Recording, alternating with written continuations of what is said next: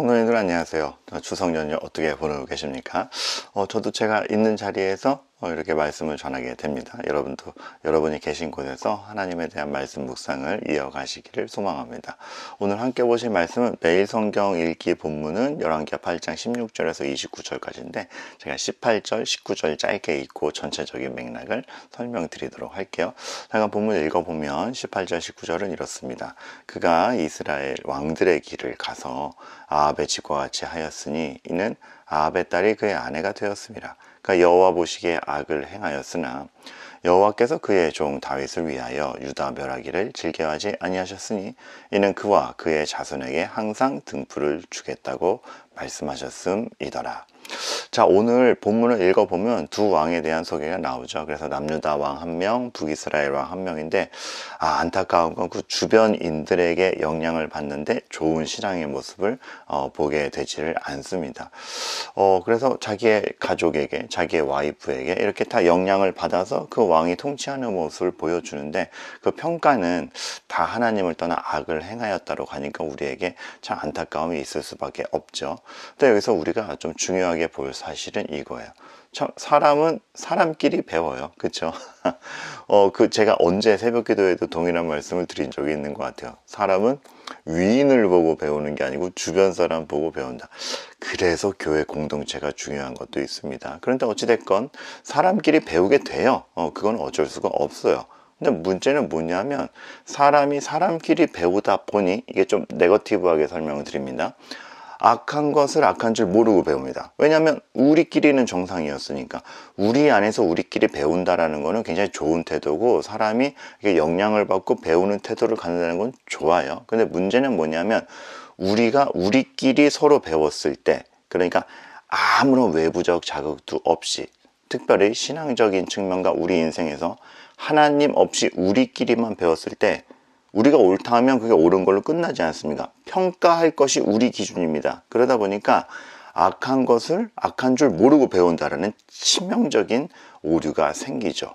여러분, 오늘 이 왕들의 모습에서 그게 보입니다. 사실 열왕기를 읽으면서 왕들이 얼마나 자기의 삶을 위해서 열심인 줄 몰라요. 나라를 살리려고 열심인 줄 몰라요. 그런데 그것이 자기 안에서의 기준이고 자기 안에서의 시야이다 보니까 아집이 있고 옹졸하며 악한 줄 모르고 하고 최선을 다하나 그것이 망하는 길이고 이렇지 않습니까? 악한 것을 악한 줄 모르고 배운다라는 것이 인간이 인간끼리 있을 때의 치명적인 오류요 한계일 수밖에 없습니다. 그래서 외부의 개입이 필요해요. 자, 오늘 제가 좀 은혜의 개념을 여러 가지로 설명을 드릴 텐데 여러분, 사람이 사람끼리 자기가 옳은 줄 알고 자기가 가진 것이 전부인 줄 알고 사는데 하나님의 뜻과 하나님의 능력이 외부로부터 개입했다? 우리가 그거를 은혜라고 하는 겁니다. 그래서 은혜가 중요한 것이고 우리의 기준, 우리가 아는 것이 전부가 아니며 하나님의 절대적인 뜻이 있고 그가 우리의 창조자이며 우리의 한계로 내버려 두지 않냐고 구원의 손길과 계획이 있다 쑥 들어오는 거 은혜입니다. 우리가 오늘 본문을 보면은 타락한 왕들의 모습을 보면 한탄만 하게 되는데 그래서 아유 쟤네는 왜 저렇게 살아 이러한 투정을 부리기 위해 오늘 본문이 있는 것이 아니라 오늘과 같은 본문과 내용이 있기 때문에 우리는 우리의 힘으로 우리를 책임질 수 없다. 우리는 하나님이 필요하다. 은혜의 개입, 하나님의 오심 이게 너무나 중요한 것이죠. 그래서 루터의 어떤 그 의로움에 대한 표현 중에 굉장히 그 종교개혁 시대에 중요한 신학적 용어로 된 것도 번역하자면 alien righteousness라고 그러지 않습니까? 의로움이 내가 만들어낸 의, 나로 증명되는 의가 아니고 외부로부터 우리가 만들어내지 않은 외부로부터 들어온 의, 예수 그리스도의 십자가로만 그를 믿음으로만 주어지는 것. 이것이 우리 일생에 있어서 너무 중요해요. 그리고 이런 은혜의 개입이 있기 때문에 사람이 망하지 않는 것입니다. 예를 들어 오늘 제가 중점적으로 읽은 19절이 그렇지 않습니까? 왕들이 잘하고 이스라엘이 잘하고 남유다가 잘하기 때문에 지금 그들에게 자비의 손길이 가는 것이 아니라 하나님께서 다윗과 약속하신 바가 있기 때문에. 그런데 더 올라가면 그 다윗과 한 약속이 누구와 한 약속입니까? 아브라함과 한 약속입니다. 근데 그 아브라함과 한 약속이 궁극적으로 어디까지 갑니까? 아담과 하와가 타락했을 때 여자의 후손을 보내서 너희를 구하겠다라는 그 하나님의 원초적인 구원의 계획, 하나님의 손길로부터 그 모든 것이 온다라는 것을 보면, 아이고, 이건 진짜 우리가 신앙이 좋다라는 게 무엇인가? 내 증명이 아니고 하나님께 의지함이고, 우리에게 참 늘상의 이 기도와 말씀 보는 게 왜 중요한가? 우리의 생각과 틀로 내버려 두지 않고 하나님의 개입과 우리가 전혀 깨닫지 못하던 정말 진정한 소망이 어디에 있는가를 보는 그 모든 것이라고 할 수 있는 것이죠. 자, 근데 이렇게 보면 우리가 은혜에 대한 또 다른 정의를 내릴 수가 있어요. 하나님께서는 사람이 어떠냐의 조건으로 모든 것을, 물론 악함에 대해 심판하시고 의로움에 대해 상 주시는 하나님인 건, 공의의 하나님인 건 맞습니다. 근데 그것은 우리의 어떤 믿음의 결과로서 나타나는, 혹 믿음이 없음에 대한 결과로 나타나는 그거에 대한 심판인 것이지, 더 원초적으로는 하나님이 무엇으로 움직이시는가? 우리의 어떠함으로 움직이시는 것이 아니라 이스라엘의 조건과 이스라엘이 잘하냐 못하느냐로 움직이는 것이 아니라 약속대로 내가 너희에게 약속했고 내가 너희를 구원하겠다고 마음먹었다, 그 하나님의 사랑으로 움직이지 않습니까? 다시 말하면 조건이 아니라 약속과 사랑으로 신실히 움직이시는 게 하나님이에요. 여러분, 이거 두 글자로 줄여보세요. 그렇죠. 이것도 은혜예요. 조건이 아니라, 인과율이 아니라 약속과 사랑으로 움직이시는 것이 하나님이에요. 그럼 우린 여기서 하나 더 질문하죠. 어떤 하나님이시기에 조건이 아니라 약속과 사랑으로 움직이실 수 있는가? 그 얘기인 즉슨 조건에 휘둘리는 하나님이 아니기에, 전능자이기에, 나를 사랑하시고 나를 살리고 싶어 하시는 하나님이시기에, 나의 조건과 나의 능력에 따라 움직이시는 게 아니라 죄인인 나도 그리스도로 말미암아 구원의 자녀로 삼으셨고 하나님의 뜻대로 우리를 살려가시는구나, 이거를 알게 되는 것이죠. 여러분들, 이 하나님을 더욱더 바라보게 되기를 바라요. 우리가 본능적으로 하나님 보는 거는 자꾸 둔해져요.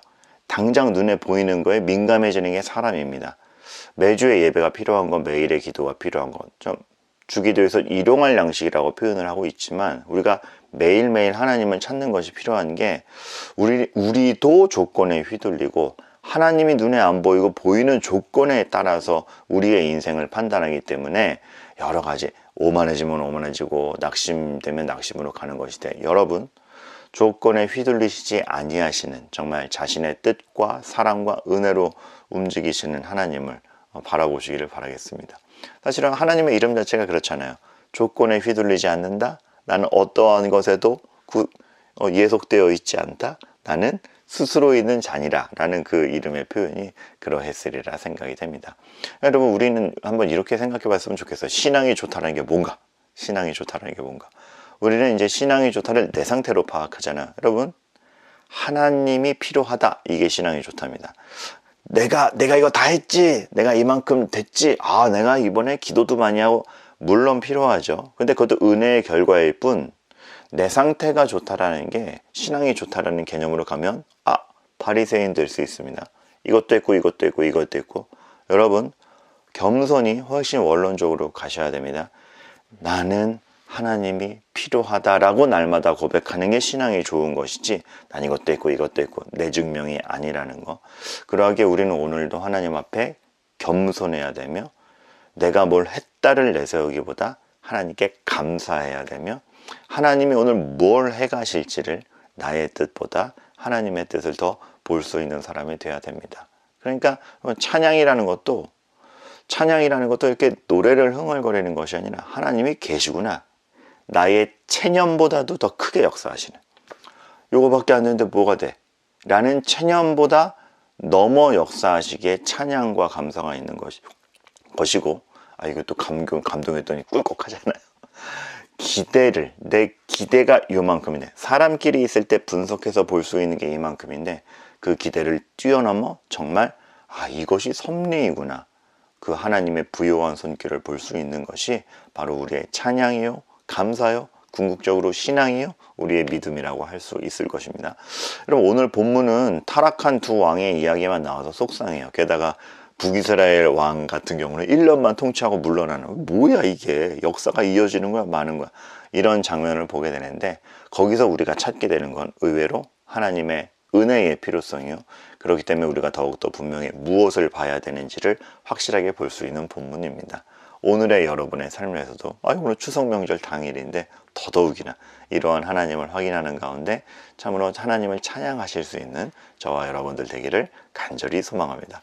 이렇게 연휴 기간에 짧은 묵상이 여러분의 오늘 하루에 도움이 되시기를 바라겠고, 그 영적 리듬이 이어지는데 도움이 되기를 바라겠습니다. 감사합니다.